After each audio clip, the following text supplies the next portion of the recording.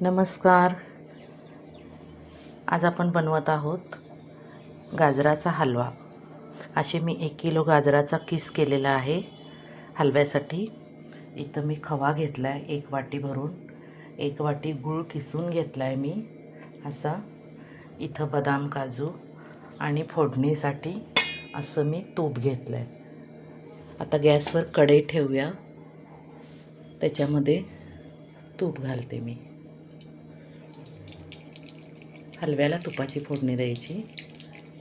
आणि आता याच्यामध्ये गाजर किसलेला आहे तो हलवून घ्यायचा. तुपामध्ये प्रथम मी खवा भाजून घेते. हा असा खवा तुपामध्ये मी भाजून घेत आहे.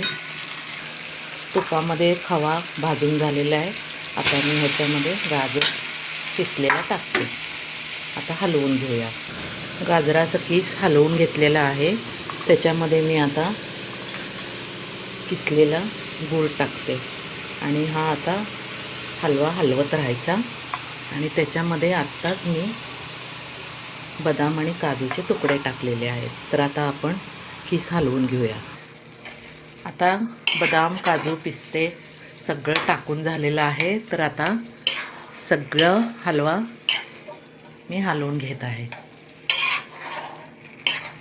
सगळ्या बाजूंनी हलवा भाजून घ्यायचा. थोडंसं पाणी सुटेल ते आटवून घ्यायचं. झाला आपला हलवा. हलवा पातळ झालेला आहे. आता हलवत असा राहायचा, घट्ट होतो.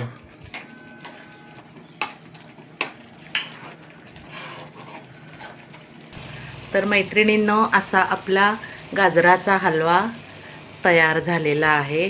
तर रेसिपी आवडली असेल तर तुम्हीही लाईक करा, कमेंट करा आणि सबस्क्राईब करायला विसरू नका. धन्यवाद.